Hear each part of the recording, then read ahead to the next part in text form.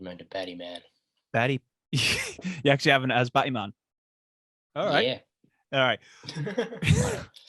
Really, Batty Man. Batty Man. Yeah. Oh my Yes. God. No, Yeah, I love it. I love it. Before we start the video, there's something I want to show you. I reckon you will appreciate it. I reckon you will. Okay. Do you know what this is? That's an Oreo. Yes, it is indeed an Oreo, but it is very special Oreo. Is it a Batman Oreo? A Batman Oreo, you say? Can you see it? Oh my God.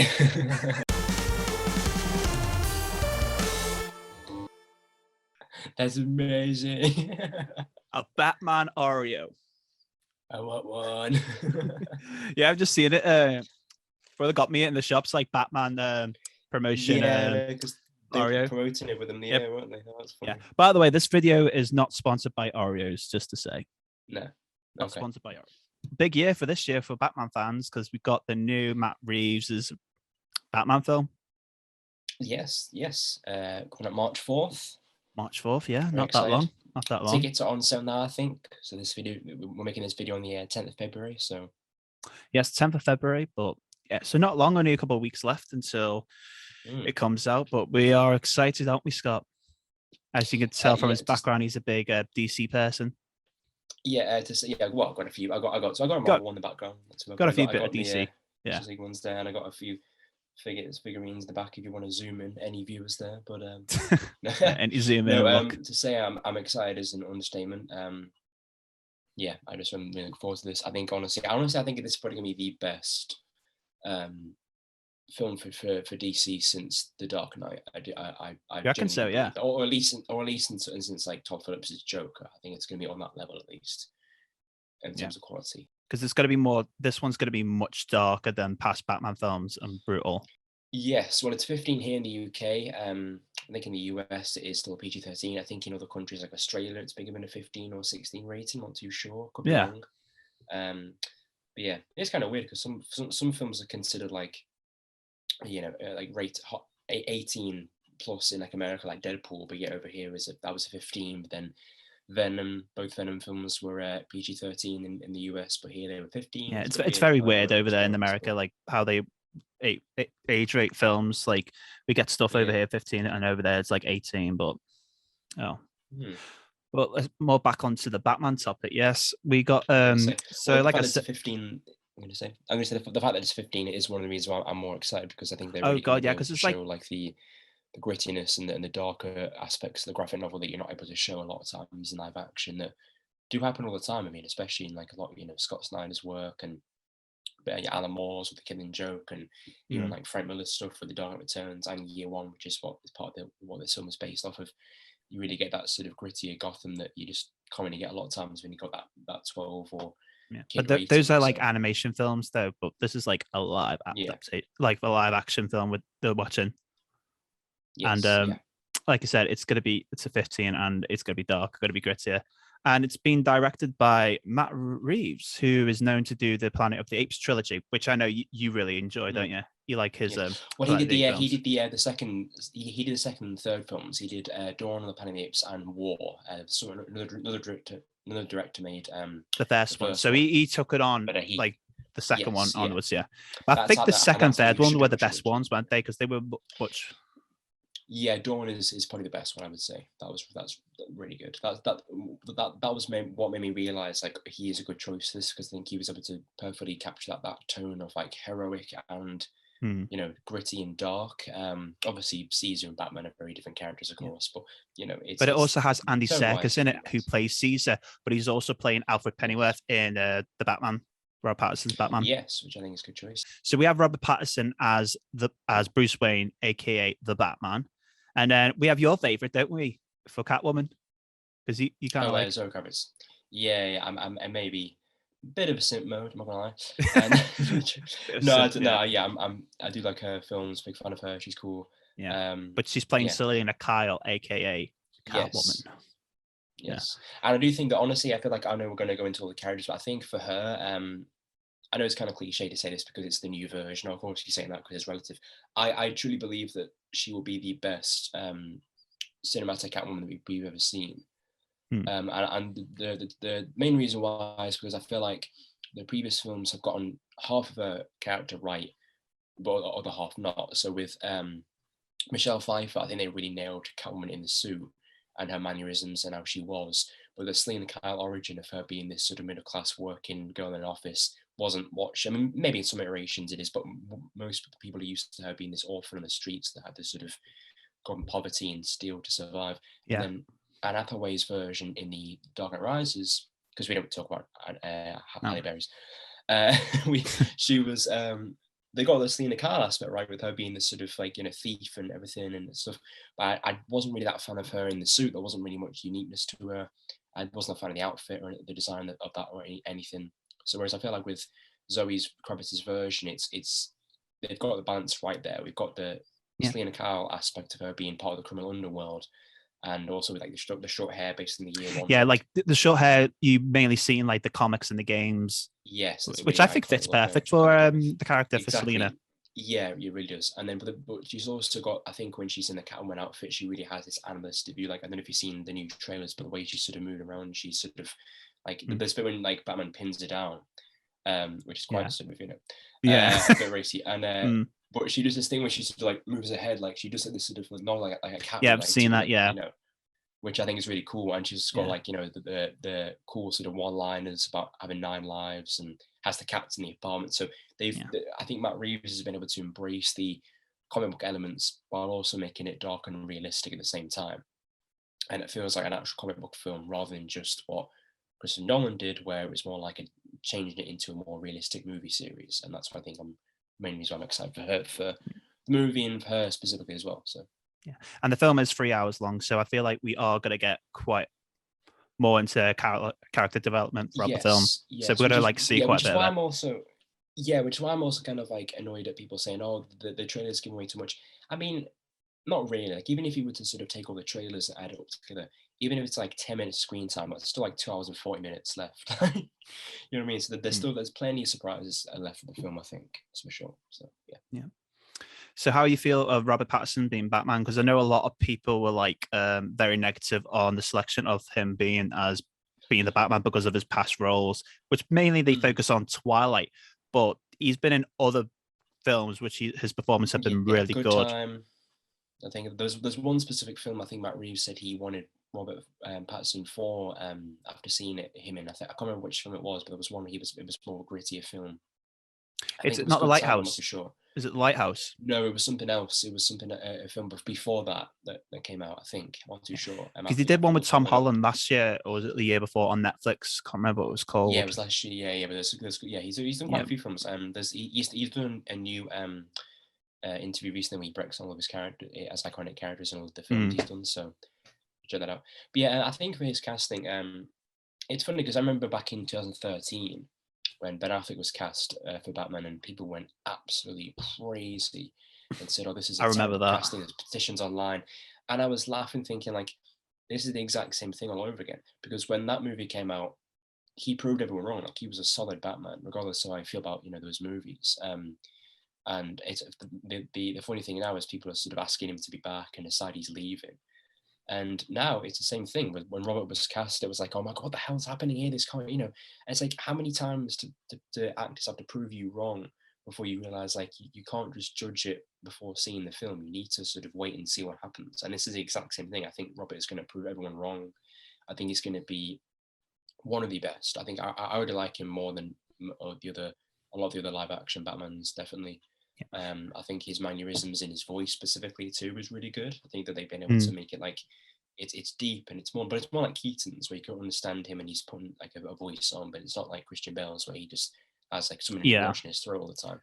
I'm excited for Robert Pattinson's performance as well, like because I think he's because this mainly focuses like the second year of Batman, like because it takes place the second year as he becomes Batman. This film. Yes, it's year 2. It's sort of about a year and a half into his career. And he's not really fully understand who the Batman is. Like he's still trying to figure out himself, but he's also not like Bruce Wayne as well, because like he's not focused on his main life. He's just mainly focused on like the city of Gotham instead. But I feel like if this film does well and it does get another sequel, it will probably develop his character as Bruce Wayne, like because didn't. Yes, well they've already said it. Robert Pattinson's already said in interviews he has a rough idea of where Bruce's character could want to go and his psyche. I feel like his sort of playboy persona is something that he would start to develop more. And I feel like it would probably be more in the sense of like him actually, contributing to using his wealth to help the city, which he does all the time in the comic books. It's not really shown much. The main one they showed that was with the Court of Owls storyline, which is why they start. Do you hope they're going to link in their feature films? That'd be really cool. I feel like that'd be really good, and especially because it would link to this idea of like the conspiracies and Gotham being its kind of character as a whole, and the detective elements that are being focused on. But I would like to see, if they do that, I would like to see Bruce sort of like putting himself out there as the billionaire, but actually being able to help, rather than it just being this disguise to hide his identity and him just flirting with girls and buying hotels and stuff. Like I actually want to see him be helpful to the city, which is what they do. Yeah, like I said, Scott Snyder does that a lot with his comic books and his sort of storyline of how he was trying to help the city with building stuff and put a lot of wealth into that. I think in the comics they've shown a lot of times he's done that before, with like how much he's donated to certain organizations and stuff like that. So that'd be something I like to see being done more. And they actually hinted it with that. I don't know if you've seen the funeral clip recently with I think the actress's name, I can't remember the actress's name, but the character is Bella Real, who is she's the one talking to Bruce Wayne in the funeral before. Yes, yeah, and she's saying, so that's how we get hints that he's kind of basically. I thought that was Vicky Vale for a moment, like the reporter trying to find out more information. But I thought at first, but no, she's campaigning to be mayor, and she says it says in the clip that she, he's not doing much for the city, and something if I get elected, I want to change that. So I feel like if she survives this film, because it's probably gonna be a lot of murders, she might help Bruce further on. But like I said, one thing I thought would be really cool is if she is the link to the Court of Owls, and I think it'd be really cool twist if that she actually is working for them. Maybe that's revealed, but maybe that by the end of the film is like a to be continued thing. But could be, I guess we'll have to wait and see. That's crazy prediction, by the way. Because like that I went to see the film in Liverpool when they were filming Batman, but there was this one scene at nighttime. They were filming like a Halloween looking party scene, and the woman you were mentioning wants to be mayor. There was actually posters around, so that must have been like a campaign party for her at the when they were filming that scene in Liverpool at the time. Yeah, that'd be. And it was so good because like I showed you the video before of the above the whole set. They had this like big rail thing which had like sprinklers attached around it with lights, like lighting with down the whole scene, and like it's so good. Yeah, like it was so good just like watching the scenes. I feel like, but I think that scene is actually in the newest trailers, a shot of him walking down the street, and Bruce. Sort of Bruce Wayne in the raincoat. Yeah. And there's sort of the umbrellas and people walking past him, so that's probably what that scene was for there, which is probably is. Yeah, I mean, it's the same thing. It's cool to see like how things are shot, and you see it from like how they're going to work this into it, and then you see it pay off because they showed the DC Fandom trailer. They showed bits of the outside shot of him meeting, like I think he sees Selena Kyle for the first time outside when there's news around, and he drives up to the funeral and in the suit and everything. And that was the scene that we saw in Liverpool. And to see that in the trailers, that's where that was shown. That's really cool. There's also the one where he is on the top of the rooftop and he jumps off with the that jumps off to the Liver building, because that was all in the newspapers, like around So Liverpool and the Wirral, and because that was all the news, like Liverpool, Batman filming in Liverpool, Batman on the top of the Liver building, and everything was just like crazy. So to see that like actually pay off, like you see how it's been able to look in the film is really cool. Like even from the bits we see in trailers, so to see it in the full film context can be really cool. They've also showed recently, like he got like the bit. I don't know if you've seen the new TV spot. The shot of him pulls a sort of lever on his suit, and it turns into the squirrel suit. Yeah. Well, the Batwing so that's thing. Like why he's got the which is really cool. So yeah, I feel like just go back to just him, Robert Pattinson as Batman real quick. I feel like this is probably going to be the most emotional sort of portrayal of him as the character in live action, and I do think that anyone who still is doubting him as the character, I think needs to just either just don't bother just seeing the film because you're not convinced yet, or just go see the film and make up your mind, because I feel like he really is going to give a lot of nuance. Or wait and see the reviews and then give you their. I mean, but it's like but I mean, fanboys tend to sort of like overreact. I mean, Heath Ledger was one that people didn't think was going to be good as the Joker. Yeah, I remember that. Yeah, people thought he wasn't going to be. I mean, I was only like 8 years old when I didn't obviously know about that. But I remember they were like saying like they went that like very short of the Australian actor to be this most iconic villain character. And look how that turned out. You know what I mean? One of the best Jokers ever. He's still considered the Joker's best Joker ever. Yeah. So yeah, I think people need to calm down with this and sort of not overreact. And I mean, because I was on board probably since he was first cast, since the announcements came on, because I remember he was announced in 2019. And I was like, well, we've been proven wrong before with actors playing certain roles, so I'm just going to wait and see. But there was petitions saying, "Oh, get rid of him," and it's like, for God's sake, guys, calm down. Yeah, because they only focus on him as Twilight. You know, Twilight. Exactly. The other films he's done, which he's done really good performance. He's not. Exactly, he's not just the Twilight guy. He has done a lot. Exactly. Yeah.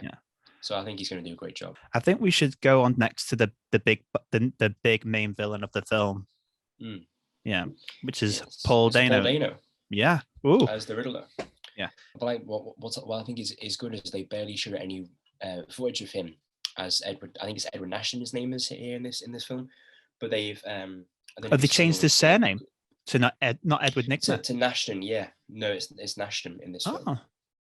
Fair enough. It's kind of a odd, it's sort of an interesting change, but yeah, they haven't really shown much of him at all in the footage. The most we've seen of him has been in this sort of makeshift Riddler suit that he has the mask on. Yeah, like it's so different to like the past costumes. Like this is like a totally new makeover costume for him, which I do like, because I think it makes sense considering what he's doing in terms of like being this anarchist who is going after the corrupt sort of people in Gotham. And I mean, maybe he's been inspired by Batman in terms of wearing the mask a little bit and being this symbol. But and I think you actually see in the latest trailer, all those guys that him and Batman and Catwoman are fighting are wearing the same outfit.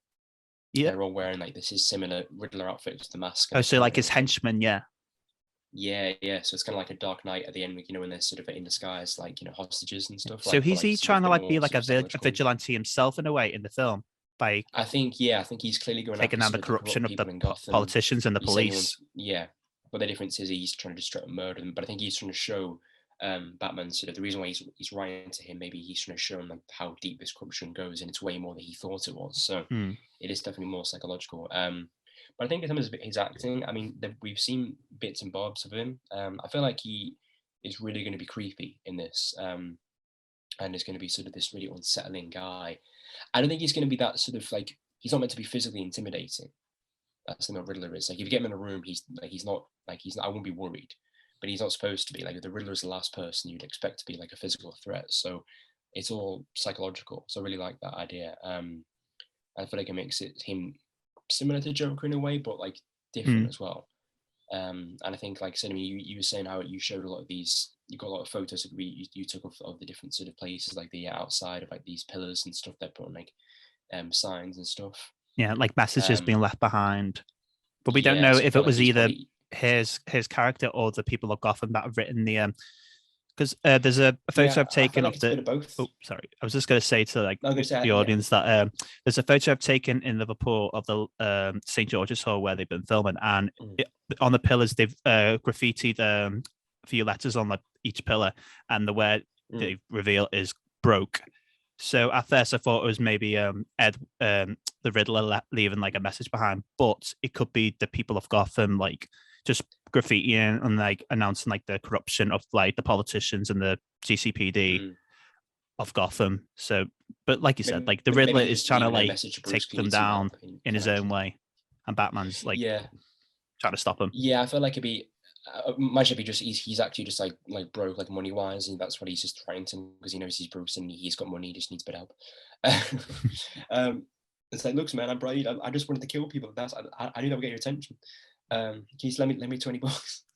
Go by the run.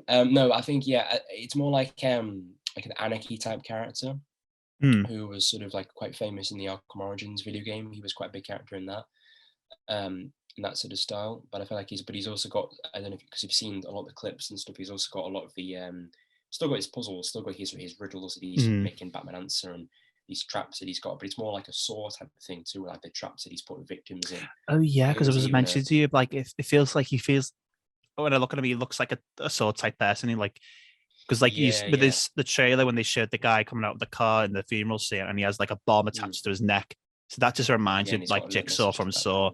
So like all the death traps. And I feel like and I feel like that's probably gonna be seen because they've shown bits like him and Gordon investigating an area. I think it's going to be maybe one of his old hideouts where he's going to have all the different like contraptions that he's been using to kill people with, and there's going to be a lot of horror theme there to it too, which is going to give you that more like that Seven feel too. I don't know if you've seen the film Seven with. I haven't seen it now.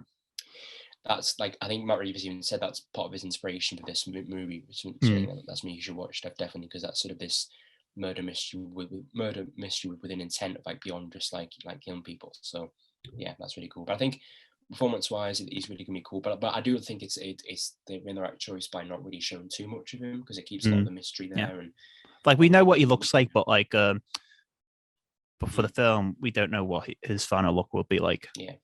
And I like that how they're keeping it as a mystery to the audience. But because they've shown clips of him just as him as Paul Dano with his face as Edward Ashton. You see like the side of his face. You don't really see him full on. I mean, he's got like the glasses, and he's got like a lot of like cool like long hair bit as well. It's very much more like sort of he's in the shadows, or he's sort of watching from afar. And I love that scene in the funeral clip where Bruce looks up and he sees him watching. Yeah, but the lights like shining behind him, so you could barely see his face. Yeah, so great, really good shot. Yeah, I mean that's all about the main thing too. Is that the cinematography is amazing, and how they were positioned to capture people. I mean, favorite shot is the upside down POV shot of Penguin, and he's looking at Batman, and he's walking towards him from the car with the fire in the background, and he's upside like that's like my favorite Batman shot of all time. But like I was saying about with Penguin, like that's the next person to talk about is yes, Colin Farrell, who should we talk about his series, or should we talk about leave that later? Well, we could talk a bit about his character, but also letting them know like he's actually getting his own series, so kind of a bit like Peacemaker for the Suicide Squad in a way. A little bit, yeah. So his character in general, I think Colin Farrell, I said recently, he's only in about 9 minutes of screen time in the film. Really? So he's barely in the film. Yeah. Or is that what he came out recently in an interview? Yes, he said he's not in the film much. I think it's mainly to show like he's not really because he's not the main villain, but he's like mobster yet. Yeah, like this is an early Oz couple. I think he only likes being called Oz, and I think Matt Reeves said in the first DC fandom, he actually doesn't like being called the Penguin. So maybe there's like a henchman that'll call him out, and he gets angry, maybe shoots him or something, because he doesn't like being called. It's kind of like in like the first season of Gotham, like when Oswald Cobblepot hates people calling them the Penguin, but then he starts to like the name in the end, and it has that as his main name. Yeah. But going into these series, they confirm it's going to be in it. I think this is why, in prediction wise, I think that this hints towards certain characters that will die. But I think for him, it'll be a sort of his coming of age of him becoming the mobster villain that we know from the Arkham games and like later comics and stuff, and becoming like the big mob boss Penguin that he is yet to become. So that's probably going to be his main thing here, because everyone's talking about like sort of it's not an origin for Batman, of course, but it's an origin for Gotham as a whole in terms of the characters, and the main ones being like, I think Zoe Kravitz has said that Selena Kyle sort of has their origin of becoming Catwoman in this film, and like obviously Colin Farrell becomes Penguin in this film, like sort of his origin there, or begins to do it. So I think the series will definitely sort of go into that, I think. But in terms of role, I think he's going to be more like this kind of the second in command henchman that Batman like goes to information for a little bit. We know he's in that big chase scene with him in the Batmobile. Yeah. Oh, that was like the best one in the part of the trailer, the chase scene with the Batmobile. Yeah. I feel like he's probably going to be like, that's his biggest role in the film. I don't think he's going to be he's not going to have as big of an impact in terms of the overall narrative, but he is going to be lit throughout, which makes it feel like it's more of this fleshed out story, and has probably going to have some like Godfather feels to maybe like when he's talking to Falcone. And when you look at his face, but you wouldn't believe that was Colin Farrell though. Like when you look at his face, like with all the makeup, it's just crazy how that's Colin Farrell, but he doesn't look anything like him. It's crazy. Because I've seen, Jeffrey Wright said he didn't recognize him when he first did a scene with him. Really?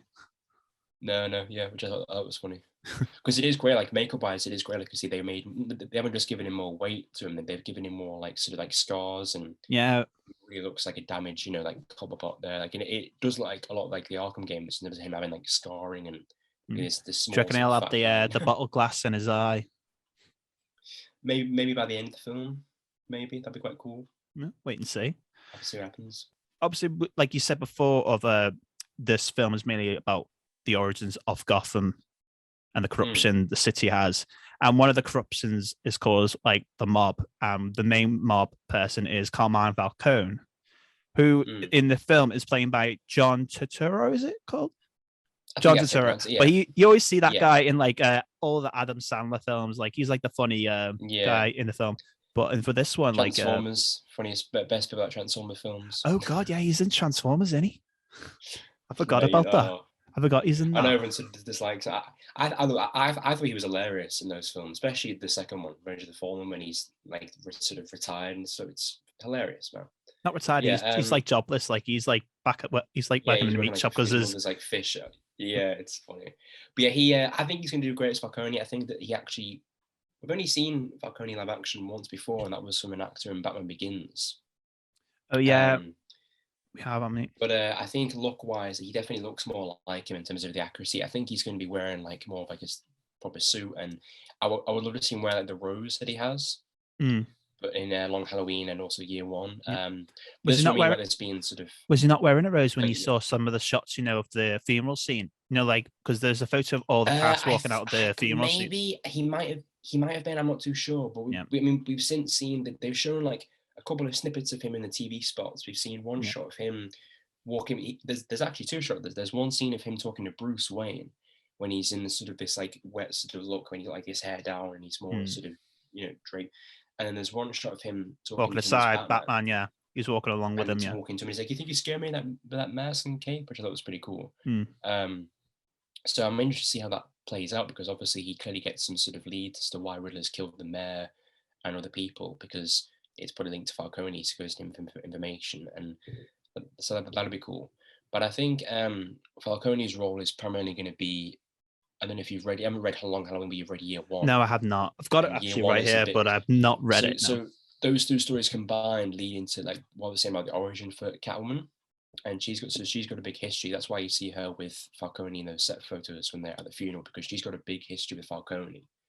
And don't want to give any spoilers away as to why that is, but I feel like his role in this is going to be an impact as to why she sort of becomes who she is. And to link it to the Penguin thing, I think he's going to be one of the victims of Riddler's like killings.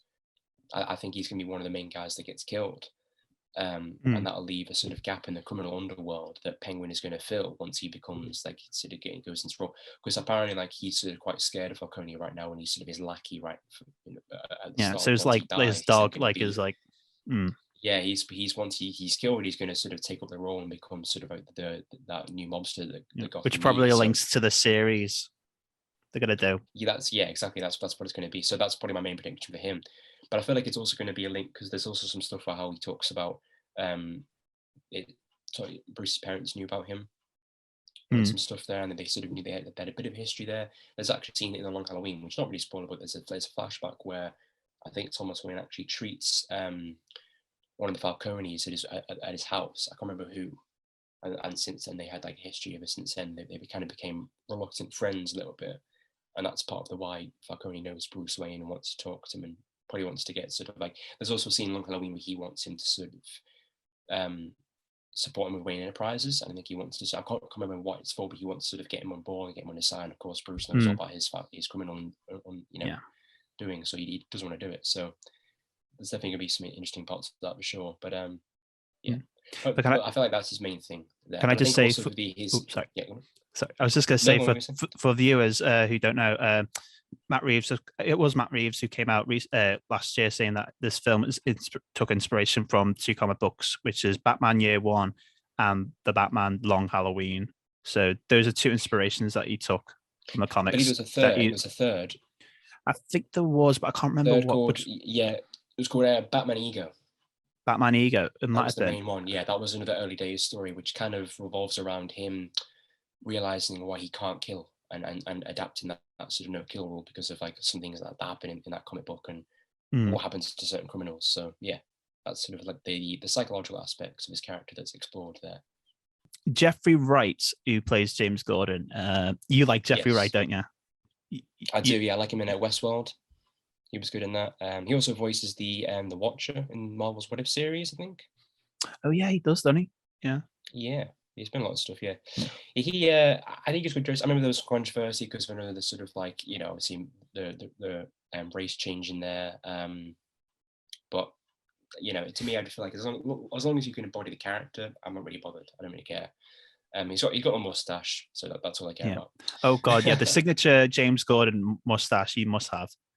Like you don't want to have like 5 seasons of the Gotham of James Gordon with no mustache until he gets it at the very to be fair, end. He wasn't commissioner yet. He wasn't Commissioner Gordon by that point, and Batman wasn't around yet. It was younger James Gordon, so I'll allow it for that series. No, sorry. I was just say he actually wore the mustache in the Gotham finale for a little bit as like an homage, but then he shaved it again. So I know that's what I mean. Like appeared in the last episode, but then he shaves it off, which is like had it, but then he just shaved it off because. But I was just going to say about Jeffrey Wright's character as James Gordon. Is he commissioner in the film, or is he still lieutenant? No. He's not. Well, we don't know what position he has. I think he's either captain or lieutenant. Yeah, because he's lieutenant in the Batman Year One. Because the commissioner is Loeb, who is the corrupted commissioner in the GCPD in the comics. Well, I think his name is he's Loeb in the Year One. I think his name here is actually Pete Savage. I think he's in the comics. It mentioned once Loeb left, there's another commissioner that joins in, but he's much worse than Loeb. So so the person they have for the new Batman film might be the one after Loeb. So they get they probably have the worst, the bad commissioner. Yeah, they could reference Loeb and then this new commissioner is taken over maybe. But I like Jeffrey Wright's character probably doesn't like. James Gordon's character probably doesn't like. Yeah, I think the commissioner is also one of the people who was killed. I think the 3 main deaths are going to be the mayor, the police commissioner, and Falcone. So you've got the heads of all the operations. You've got the head of the police, politics, and criminals. Like all 3 of the main people in charge. Yeah, I could see that happening. All 3 of them been working together. So all 3 of these guys have been working together, and that's why corruption is so big in Gotham, because every element has a criminal sort of theme to it.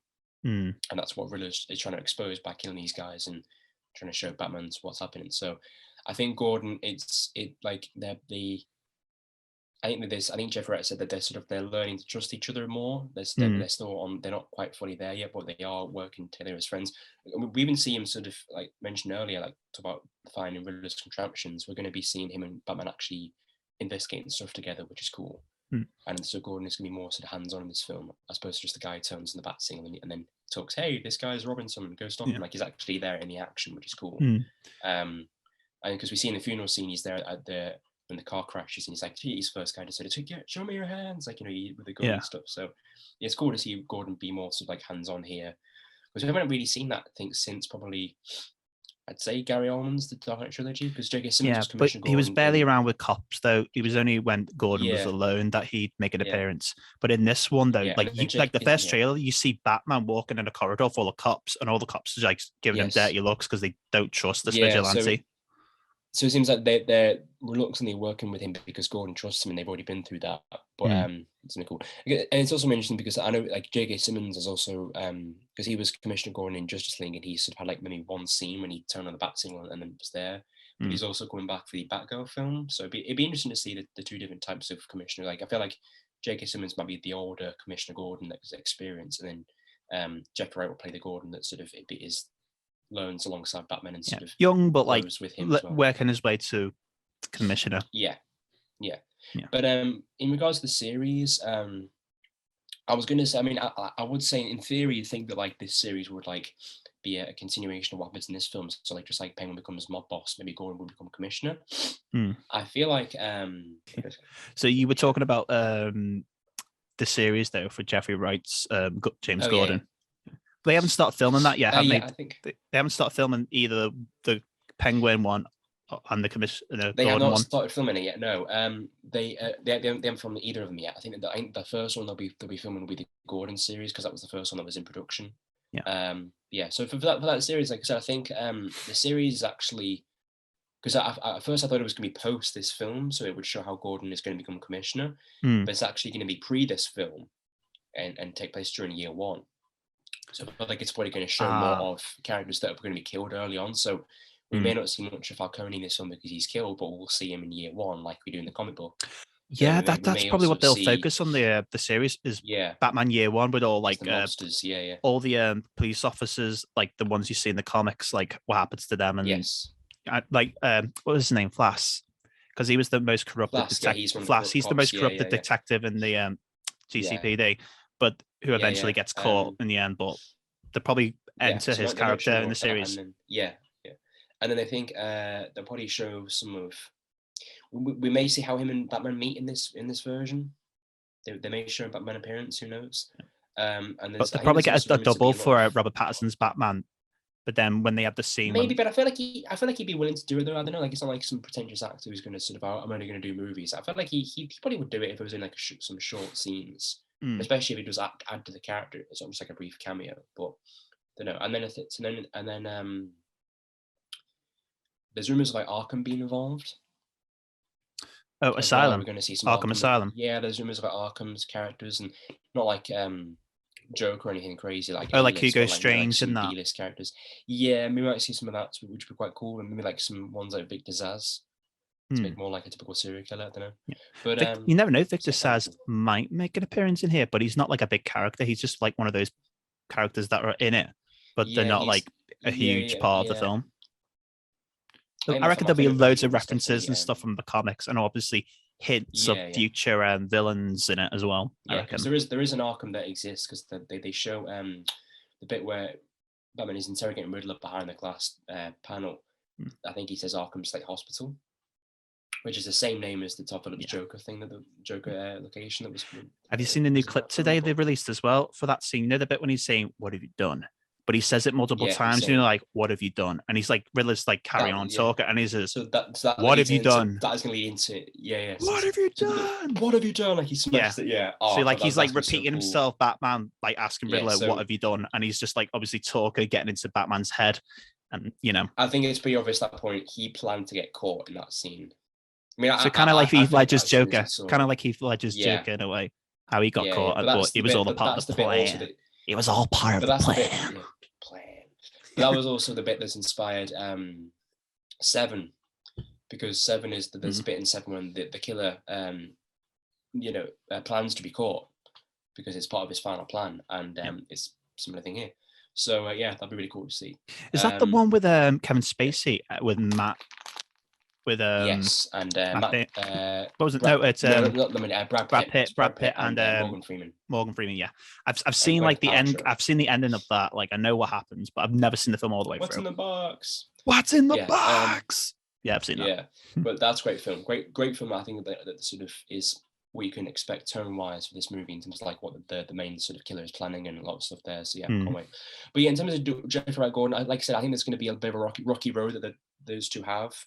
I think they're probably going to be the best sort of, because I talk about mentioning like all the characters. I think Gordon is going to be in the best place with Batman at the end of the film, because I think part of what's going to be real the character arc here is that the people of Gotham are going to realize that Batman is here to help people rather than just this similar vengeance that everyone is afraid of. So I think once the commissioner dies and some of the corruption is going to be sort of rooted out a little bit more, then he'll be in a better place to work with the GCPD, and especially Gordon too, because we already have the bat signal there with him. But yeah, I feel like it's one of those relationships where they're able to work together for an extent, but the commissioner is sort of holding them back from being able to sort of get a lot of productive, stuff done, being able to work together as friends like they do in comic books or the Dark Knight trilogy and that kind of stuff. So yeah, that's something I'm looking forward to seeing by the end of the film for sure. And like I said, I think so. I mean, obviously Jeffrey Wright being in Westworld, he's proved he can, lead a series. So yeah, I'm looking forward to that series as well to expand the world more. So Andy Serkis's Alfred Pennyworth. I'll lead you on to that one. Yeah, I'm already surprised again that Matt Reeves chose Andy Serkis, because he's got a long history with him from the Apes movies. I feel like it's probably the most interesting Alfred that we've had, purely because there's clearly like a military history that he has. I think Andy Serkis himself has said that he's kind of cold-hearted or sort of closed off a little bit because he's not used to being this parental figure, and it tried to be that for Bruce after his parents died, but wasn't able to do that. So I feel like it's gonna be more of this relationship where there's a lot of tension there. There's a lot of sort of like this reserve thing, but you also just care for him deeply. You do see the tension in the trailers, though. Like you do see them. Yes, yeah.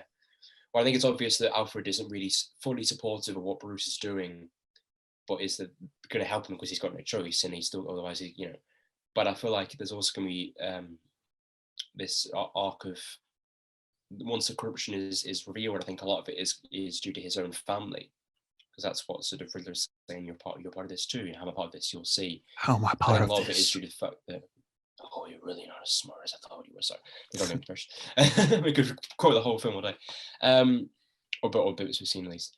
Yeah, I think that the Alfred part is going to be him sort of reveals that he's known about his family's corruption the whole time, and he lied about it, and that's what Bruce is angry at him for, which is a similar character arc to the Telltale games.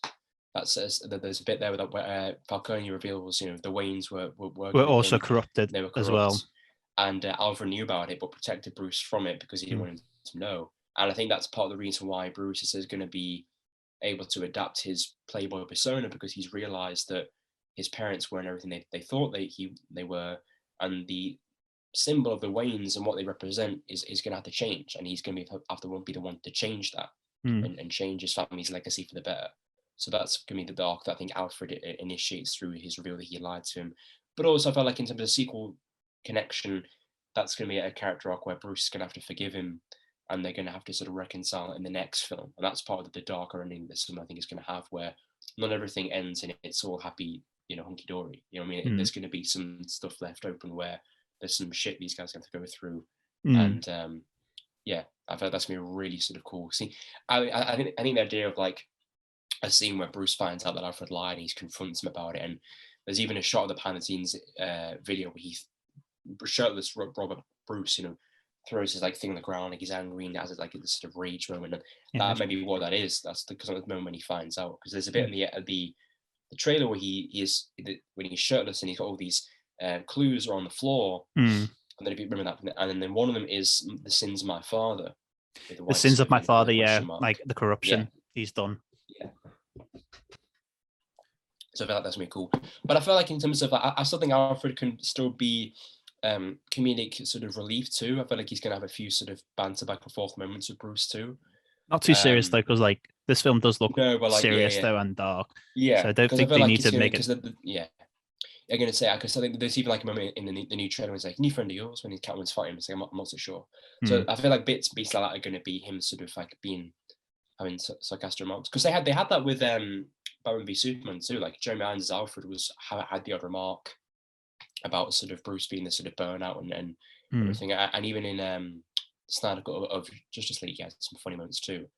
So I feel like they're going to continue that to have him be more like the sarcastic thing.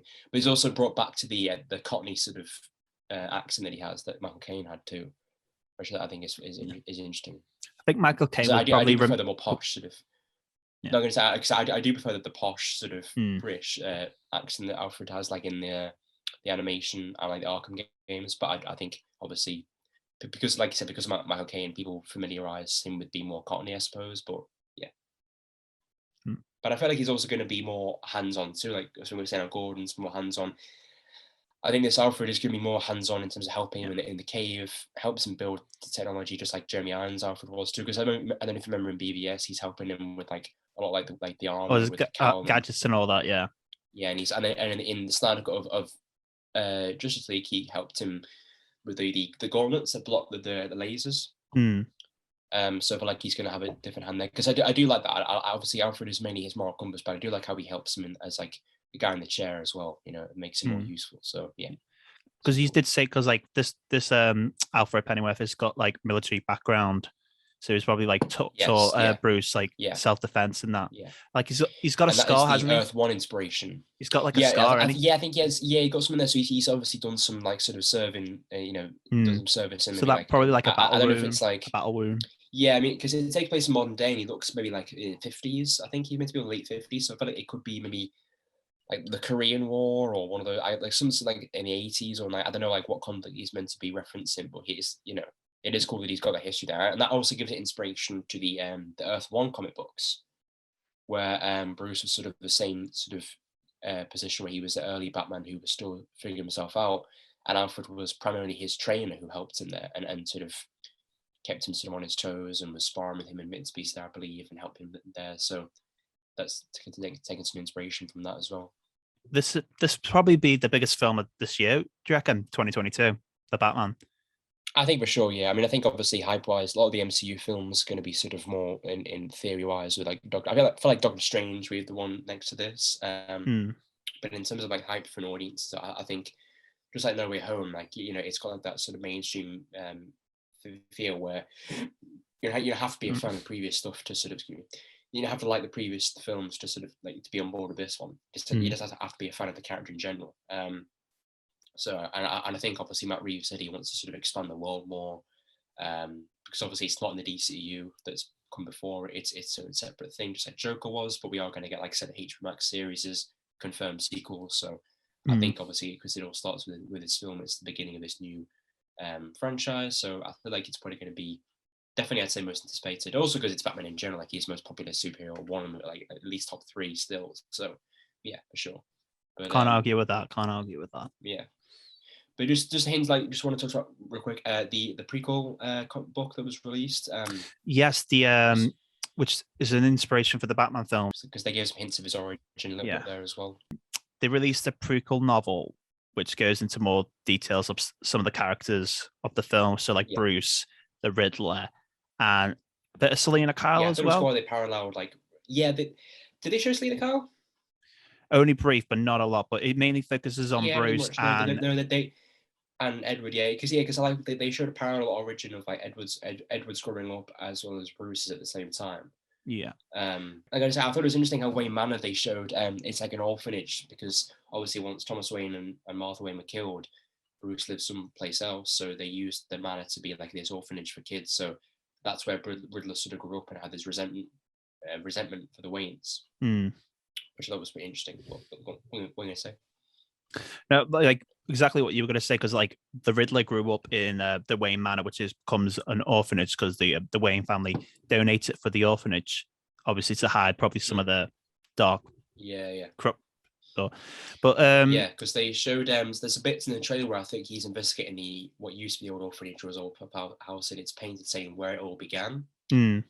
So but it also has a photo of young Riddler as well, looking at young Bruce Wayne with an evil look. So I felt like since obviously he started the killings, he's going to go back and he's going to sabotage the house. It's going to lead him to sort of make him realize, oh shit, he does know who I am. Maybe, I don't know.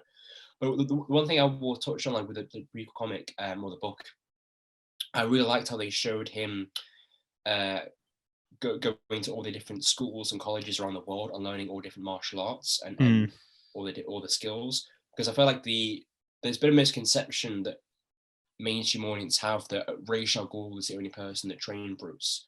And it's not. He got trained by dozens, like so many people, escape artists, different martial art experts, weapon experts, because he wanted to have this huge knowledge of everything you could possibly imagine to be this best vigilante you could be, not just fighting. And that's the issue I have with the Dark Knight trilogy as a whole, is that it seems like Bruce is basically just this guy who knows how to fight. Everything else is basically handed to him. Lucius already has the armor for him at Wayne Prizes. So here I like the fact that they show how he trained with different martial artists over the world to become the best fighter he could be. So not just Alfred, there's also other stuff there.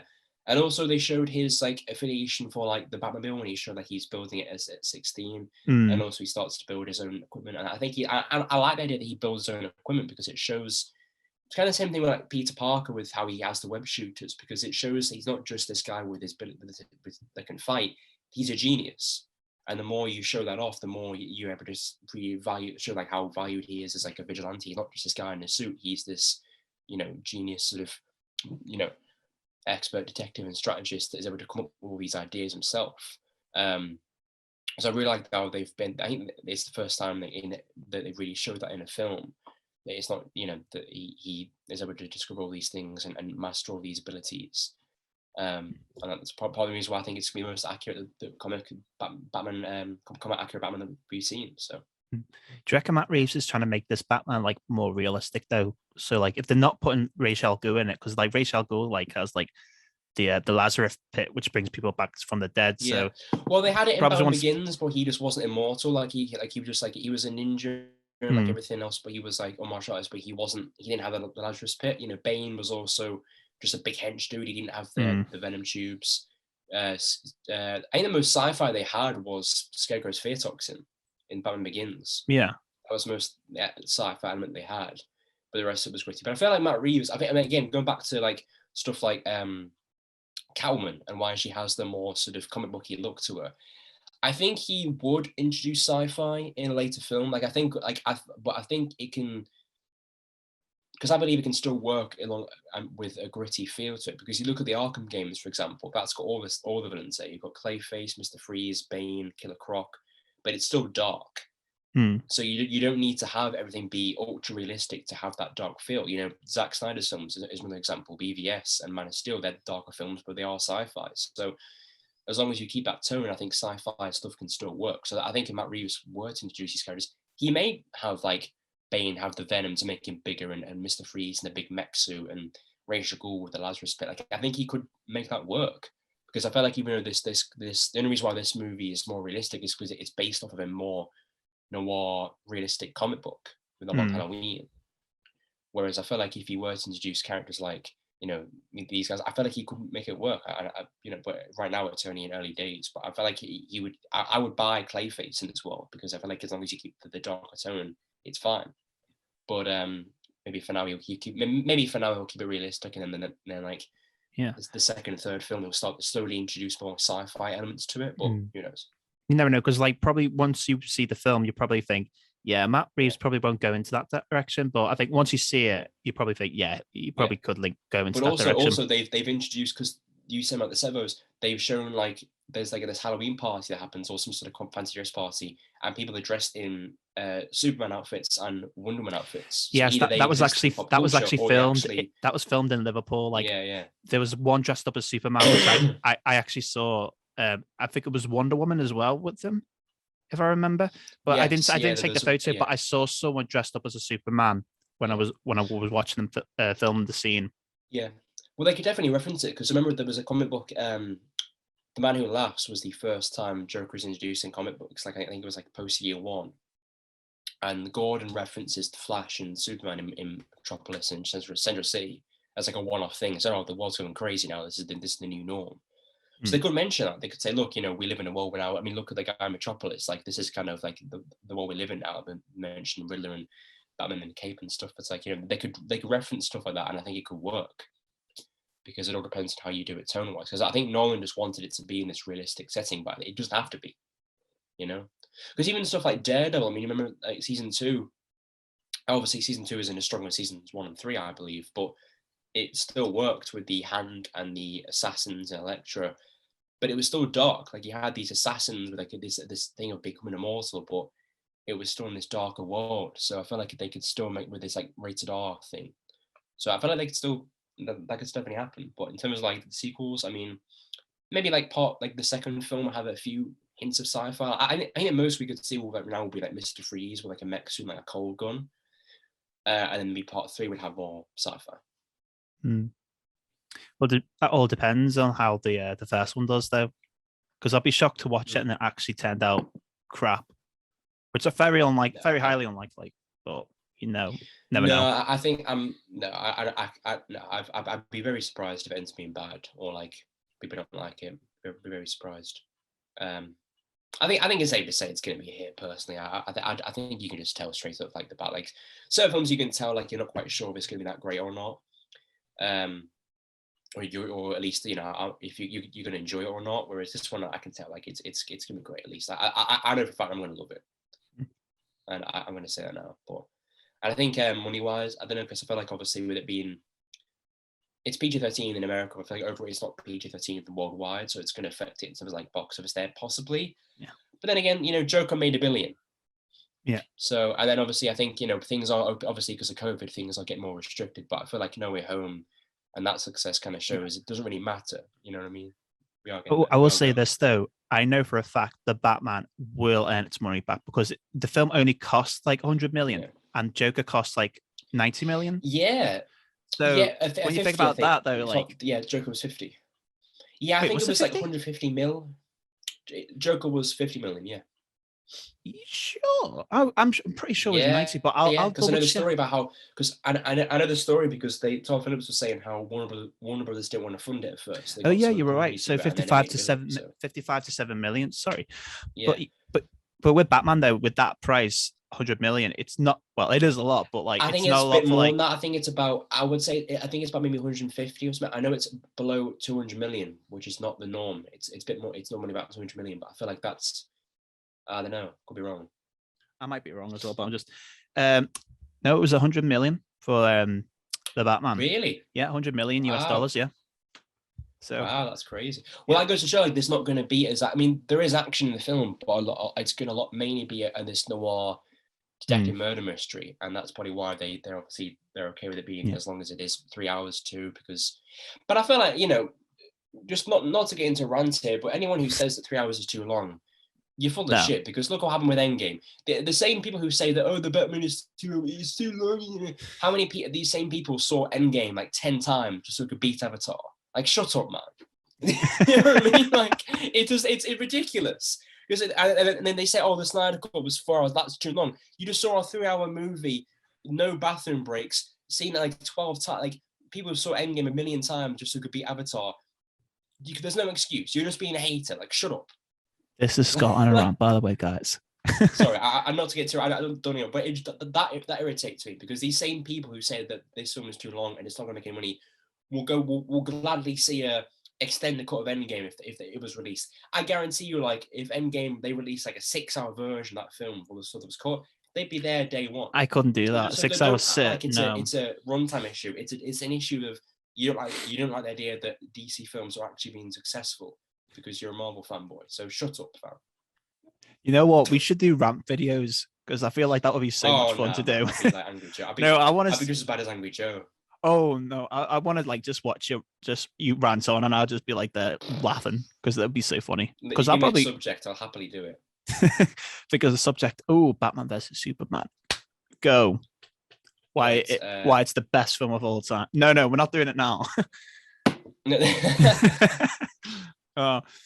But I think for this video, we were just mainly focusing on like our thoughts of the actors chosen and obviously what these characters are going to go through. But yeah, it's so for your predictions. So yeah, so for your your predictions for like what the ending result is going to be like. So what do you think is going to be the big like?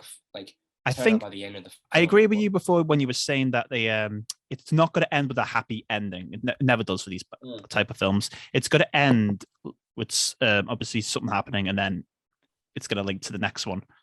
Obviously, that's like every other film, but I feel like something. I doubt they kill Selena Kyle off at the end. That would be just no. I don't think they can't do. They can't do that. I'm walking out. Yeah, but do you reckon they'll do that for Riddler though? Because they did that for like in. I hope not. I really hope not, because I don't like the trend that the villains have to die just because there's a film. There's theories that he will because he knows who Bruce Wayne is, but the counter argument I will say to that is, in Batman Hush, Riddler figures out his identity, but he keeps it a secret because he knows that it's this riddle that everyone wants to know, Batman's identity. So he keeps it himself, knowing that he's the only one who knows, and it's the pride of that. So I believe that that's not a good enough reason to kill him off. I hope that he goes to Arkham and he stays there, and maybe in the next one he could be like this Hannibal Lecter type character where Batman goes to him for information about the new villain. Maybe that's actually a good point. Yeah, because Riddler might know stuff about Gotham that Batman doesn't know. Yeah, maybe. Maybe, and especially because they've also established, like, Patterson's confirmed that this Batman doesn't kill. So the only way for him to die would be. There's always temptation though for certain moments. Yeah, but he won't kill himself. Maybe like Selena kills him, maybe, or maybe like he falls to his death and he can't save him. I don't know, but I hope that he survives and he gets put in jail. That's mainly I think that would make sense though if they did that, because I like that idea. If Batman needs information, then Riddler. Oh, but yeah, like I said, but because I like that idea with the Hannibal Lecter, like that the lead character goes for help, and this new serial killer. I mean, it'd be cool if like it was like I said, Court of Owls, because maybe the Titans stop killing people, and he go and he's like, I remember like similar situation to this. So I'm gonna go to Riddler because he's the only one who's like done this thing before. Where he's killed high value targets in a specific way. So he goes to him and trying to get in this new guy's head, maybe. I don't know. Yeah. But in terms of the character arcs, I feel like I said, I think Bruce and Alfred are going to go through some shit here. They're going to be very sort of a very strained relationship by the end. I think he's going to be in a better place with Gordon. I think him and Gordon are going to maybe like they fall out for like maybe halfway through. That's why they're sort of fighting that in the trailer. He's breaking up a fight with the police in the trailer, the very first teaser they showed. But by the end, he's going to trust him more and vice versa. But I think Catwoman and him are going to have this rocky relationship where they'll probably sort of maybe start off fighting in the first, like we saw in the trailers.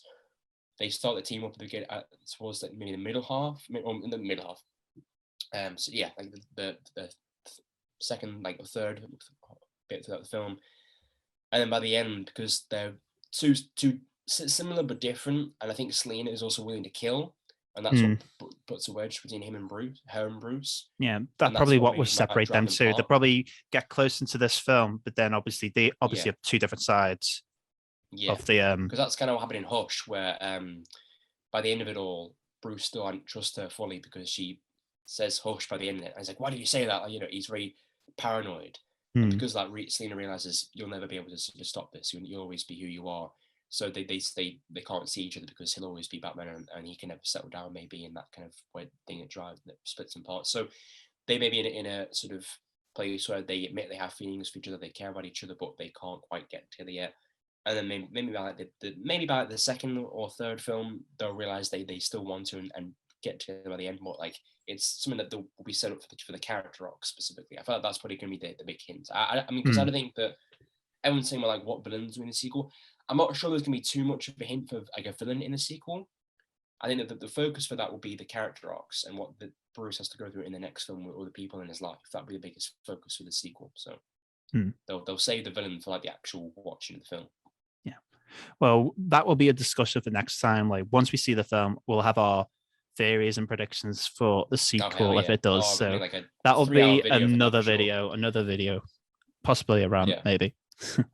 But like I said, but I mean, for box office wise, but like you mentioned, now it's going to do well. I think it's going to at least make its way back. I feel like it's definitely going to do well. I feel like I reckon it'll earn over $1 billion.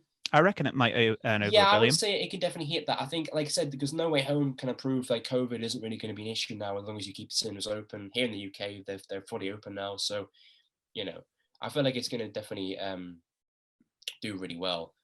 And then I know that it's going to HBO Max. They said 45 days after the initial release. Really? How come? Because Warner Brothers, because Warner Brothers still want they still want to do that HBO Max release thing, but they made sure that I think other companies stopped them from doing it on day one like they wanted to, but they've been able to. Because I know like the Matrix company have sued them recently, and then have you seen that? Oh, I've seen that. Yeah. That HBO Max was gonna. They weren't aware that it was going to be released on HBO Max the same day, so they've done this now. So they're going to make sure to avoid that for this film. That's the last thing they want. So maybe that. But I think box office wise it's going to do really well. And I think critic wise it's going to do really well too because the early reaction is positive. But to be fair, I don't really care about what critics think of films. You know what I mean? Yeah. You are the viewer. You review your own opinion. And that's the main. Especially because a lot of films like have like a discourse. Like there's some films that the audience love and the critics hate, and vice versa. Critics love the films, but audience really don't like it. So, I think especially now because of social media and everyone's got their own voice and everyone can tell you what they like about it. It really doesn't matter. If I'm interested in a film, I don't care if it's got a 1-star rating. I'm gonna go see it. And if I'm not interested, I don't care how many awards or box office records it breaks or 10 out of 10 reviews. I'm not going to see it. I don't care. So that's spot on, boy. Spot on. Yeah. Right. So that is the end of the video. I think we're all very excited for the new Batman film, and we can't wait. And we've only got a few weeks left. Yes. Before we go, Scott, thank you for joining, and you've got your own channel as well. So tell the folks about your channel and what you got. Oh, what do you got to offer? Yes, so it's that's you put me in a spot there. Well, I mean, we started making podcast videos a couple months ago. We just did a couple months ago. We did a No Time to Die review. I've done a couple of like edits for like films and bits pieces. You want to check them out. And I'm trying to make some more in the future. But primarily it'd be more videos like this. We definitely want to do a review, like I said, for the Batman film. Maybe even on Uncharted, I think, and some other films are coming out this month before that. I'm waiting to see what happens with that. They probably want to know what's the name of the channel. It's a Fanboy Editor on YouTube. That's my name. Fanboy Editor, which will pop up. Which will pop up on the screen right now. So if you like to hear Scott's voice again, or want to see his work, then give him a subscribe and check out his videos. Thank you. I appreciate it. And of course, or not. The choice is yours. Like, you do whatever you want to do. You know, do whatever you want. I wouldn't recommend it, but it's up to you. Yeah. We support consent on this channel. Yeah. Jesus. Oh God. Right. Well, this is me, Paddy. Yeah. And this is my channel, Paddy Man Entertainment. Thank you for watching. If you liked the video, give it a like. And if you new, subscribe to the channel and subscribe to Mr. Miles over there, Scott. Woo! Thank you for watching, and we shall see you in the next video. So take care.